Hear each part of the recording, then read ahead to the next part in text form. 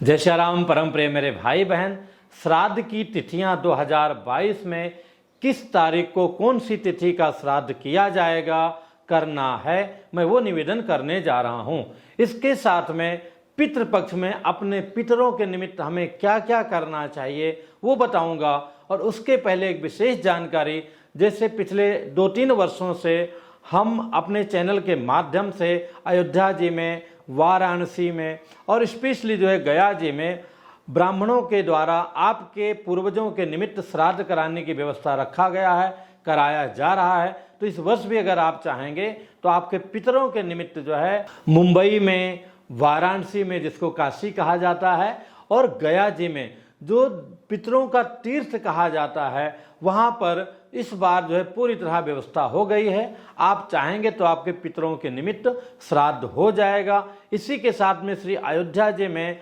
विशुद्ध ब्राह्मणों के द्वारा बनाया गया देसी घी में बना हुआ प्रसाद भोजन आपके पितरों के निमित्त ब्राह्मणों को जिमाने की व्यवस्था, भोजन कराने की व्यवस्था है। अगर आप कराना चाहते हैं तो जो चैनल का नंबर है 7021616365 पर व्हाट्सएप कीजिएगा। हमारे सहयोगी आपको अवश्य उसके विषय में पूरी जानकारी देंगे।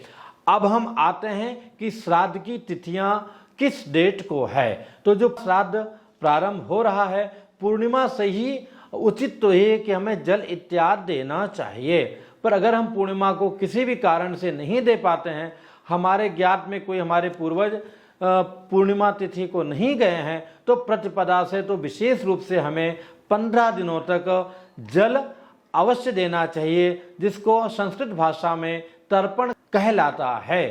तर्पण स्वयं कैसे करें, इस लिंक को टच करके आप जान सकते हैं। यही नहीं, श्राद्ध से संबंधित श्राद्ध में किन किन पदार्थों का निषेध है, पैसा हमारे पास नहीं तो संक्षिप्त रूप से हम श्राद्ध कैसे कर पाएं, कब तक जल दें और स्पेशली पितृ विसर्जन की विधि कैसे क्या है, इन सारे वीडियो को आप एक ही लिंक में, इस लिंक को आप टच करेंगे तो सारे वीडियो आपको मिल जाएंगे। और मैं प्रयास करूंगा, अपने सहयोगी को बोलूंगा कि डिस्क्रिप्शन में भी इस वीडियो के नीचे भी इन लिंक्स को भी क्रमशः जोड़ देंगे, ताकि आप टच करके आराम से अपने कर्तव्य का पालन कर पाएंगे। तो मेरे भाई बहन, 10 सितंबर को जो है पूर्णिमा का श्राद्ध है।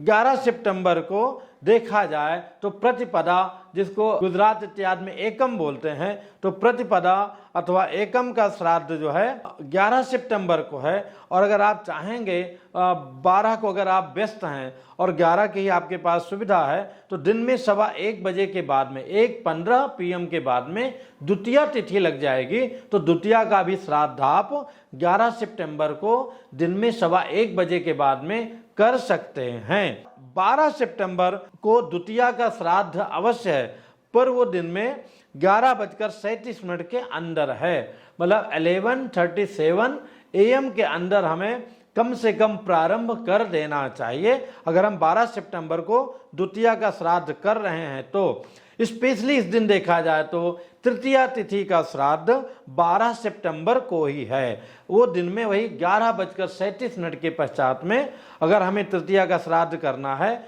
तो 12 सितंबर उत्तम होगा। इसके बाद में 13 सितंबर को सीधा साधा चतुर्थी का श्राद्ध है। 14 सितंबर 2022 को पंचमी का श्राद्ध है। 15 सितंबर 2022 को षष्ठी तिथि का श्राद्ध है। 16 सितंबर को जो है कई जगह श्राद्ध नहीं दिया गया है, पर इस दिन देखा जाए तो दोपहर में 12:21 से लेकर के 12:21 PM से लेकर के सप्तमी तिथि प्रारंभ हो जाएगी। तो सप्तमी तिथि का प्रारंभ होने के कारण जो है और दोपहर के समय ही श्राद्ध करना चाहिए। तो 16 सितंबर को आप चाहें तो सप्तमी का श्राद्ध दोपहर 12:21 के बाद में कर सकते हैं। और मोटा मोटी अगर आप वैसे करना चाहते हैं, समय आपके पास है, तो 17 सितंबर को सप्तमी का श्राद्ध कर सकते हैं। ये 2:16 तक भी सप्तमी है। तो जिनको व्यस्तता नहीं है, आराम से करना है, तो लोग 17 सितंबर को सप्तमी तिथि का श्राद्ध करेंगे। और जिनको कहीं जाना है, कोई व्यस्तता है, कहीं कोई ऐसी बात है, तो 16 को दिन में 12:21 के बाद में सप्तमी का श्राद्ध कर लेंगे। इसमें कहीं कोई डाउट नहीं है। 18 सितंबर को अष्टमी तिथि का श्राद्ध है। 19 को मातृ नवमी है। माताओं का विशेष श्राद्ध किया जाता है। जिनके मान लिया पिताजी जीवित हैं, माताजी नहीं हैं, उनको विशेष रूप से 19 सितंबर 2022 को नवमी के दिन श्राद्ध करना चाहिए। और जिनके पूर्वज नवमी को गए हैं वो तो नवमी को करेंगे ही। 20 सितंबर को दशमी तिथि का श्राद्ध है, 21 को एकादशी तिथि का श्राद्ध है, 22 को द्वादशी तिथि का श्राद्ध है और 23 को जो है त्रयोदशी तिथि का श्राद्ध है और 24 सितंबर 2022 को चतुर्दशी का श्राद्ध है। उसमें भी विशेष करके आपके अगर पूर्वजों की किसी भी पूर्वज की जो है दुर्घटना में, सड़क दुर्घटना में अथवा पंखा गिर गया अथवा किसी प्रकार से शस्त्र के द्वारा उनका जो है वध हो गया है अथवा उनकी मृत्यु हो गई है, अकाल मृत्यु हो गई है, तो अथवा विष बाधा के कारण, चाहे वो फूड पॉइजनिंग हो अथवा पे पॉइजनिंग हो अथवा किसी प्रकार से विष बाधा के कारण हुआ हो, शस्त्र बाधा के कारण हुआ हो अथवा पता ही नहीं चला हो किस कारण से इनकी मृत्यु हो गई, तो इन सारे लोगों के लिए, स्पेशली अकाल मृत्यु वालों के लिए 24 तारीख को चतुर्दशी के दिन श्राद्ध करना श्रेष्ठ रहेगा। इसके बाद में 25 तारीख को 25 सितंबर 2022 को सर्वपितृ अमावस्या है। इस दिन जो है सभी पितरों का श्राद्ध कर सकते हैं, करना चाहिए, लोग करते हैं। और इसी दिन जो है श्रद्धा विश्वास पूर्वक जो है पितरों को प्रणाम करके इनका विसर्जन भी किया जाता है। जिन भाई बंधुओं को अपने पिता की तिथि नहीं पता है, नहीं ज्ञात है, लेकिन उनका डेट्स मालूम है कि किस डेट्स को किस शहर में कितने बजे उनका स्वर्गवास हुआ था, ध्यान से सुनिएगा। डेट्स, टाइम और स्थान तीनों आप मुझे मैसेज कीजिएगा। मैं पूरा प्रयत्न करूंगा कि मैं यथासंभव आपको आपके पिताजी की अथवा पूर्वजों की तिथि बताऊं। नहीं बता पाऊंगा तो उसके लिए क्षमा चाहूंगा, पर मैं पूरा प्रयास करूंगा कि इस वीडियो पर मैं अवश्य उत्तर दूं। यही नहीं, अब मान लिया जिनको डेट्स भी नहीं मालूम है तो उन सारे लोगों के लिए, ज्ञात अज्ञात समस्त पितरों के लिए जिनको डेट्स बाद में पता चला, उनकी तिथि चली गई, उन सारे लोगों का सर्वपितृ अमावस्या के दिन श्राद्ध होता है, उस दिन करना चाहिए। पर अगर आपको डेट्स पता है तो जिस दिन पिताजी की श्राद्ध होती है उसी दिन सारे जो है पितरों का श्राद्ध किया जाता है।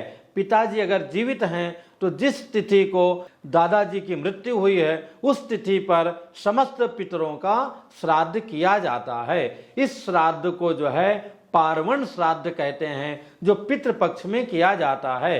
देखा जाए तो मेरे भाई बहन, पितरों का ये उत्सव का पर्व होता है। वो पूरे साल भर प्रतीक्षा करते हैं कि जो है, जैसे कि बच्चे स्कूल में प्रतीक्षा करते हैं हमारी घंटी बजेगी, अपने घर में आएंगे, माँ के हाथों का बना हुआ भोजन ग्रहण करेंगे। इसी प्रकार से हम लोगों को देखने में एक साल बहुत बड़ा समय है, पर पितरों के लिए बहुत छोटा समय होता है। वो प्रतीक्षा करते हैं पितृपक्ष कितना जल्दी आएगा और हमारे जो है संतानें हमें जल प्रदान करेंगी और जो है पिंडदान प्रदान करेंगी, जिससे हम हर रूप में सुख और आनंद का भोग कर पाएंगे। इसलिए वो 15 दिवस तक उनको समय रहता है। हमारे पितृगण पृथ्वी लोक पर रहते हैं। जो व्यक्ति अपने माता पिता के प्रति नहीं करता है वो जो है बहुत बड़े महापाप का भागी बनता है। और जो श्रद्धा और विश्वास पूर्वक अपने पितरों को, और जो तर्पण की विधि है मेरे भाई बहन, ये पूरे 15 दिवस तक करना है। भले ही आपके पिताजी की तिथि पंचमी तिथि को पूर्ण हो रही हो, पर आपको अमावस्या पर्यंत नित्य जल देना है, जैसा कि तर्पण की विधि हमने प्रारंभ में बताया है। और ये तर्पण की जो विधि है ये कोई भी कर सकता है। कह सकते हैं ब्राह्मण, क्षत्रिय, वैश्य और जिनको गांधी जी हरिजन कहते हैं, अथवा कुछ लोग शूद्र ऐसा बोलते हैं, वो तो विशुद्ध हैं, सारी गंदगियों को मिटाने वाले हैं। ऐसे भाई बंधु सभी लोग तर्पण कर सकते हैं और करना चाहिए। बस फर्क इतना रहेगा, जो जनेऊ की विधि है वो विधि का पालन नहीं करेंगे।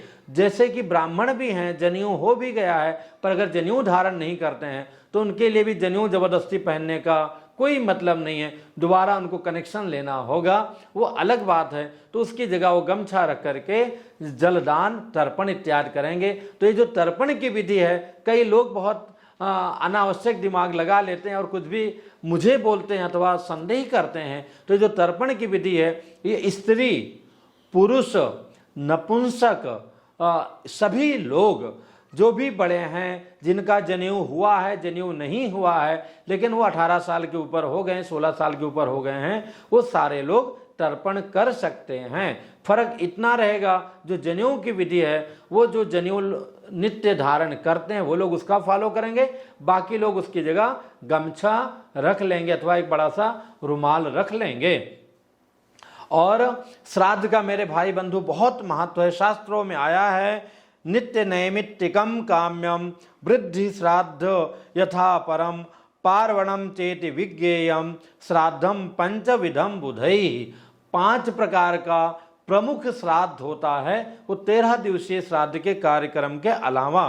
तो इसमें नित्य श्राद्ध होता है, उसके बाद नैमित्तिक श्राद्ध होता है जो एकोदिष्ट इत्यादि श्राद्ध होता है, काम्य श्राद्ध भी एकोदिष्ट में ही आता है, इसके बाद में वृद्धि श्राद्ध होता है जिसको नांदी श्राद्ध मांगलिक श्राद्ध कहा जाता है, और पार्वण श्राद्ध ये पितृपक्ष में पर्व की तरह समस्त पितरों को साथ में बुलाया जाता है, पिता पितामह प्रपितामह माता जी के साथ में, उसके बाद में माता पितामही प्रपितामही, फिर दोनों पक्ष का नाना परनाना वृद्ध परनाना, तो मातामही प्रमातामही वृद्ध प्रमातामही।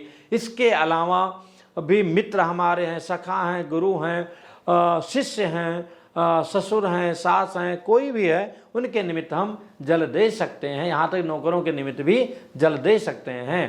तो इस वीडियो को मैं चाहूँगा अधिक से अधिक शेयर कीजिए ताकि एक वास्तविक और सही जानकारी लोगों तक पहुँचे। पुनः मिलूंगा एक नई जानकारी के साथ में। जय सिया राम।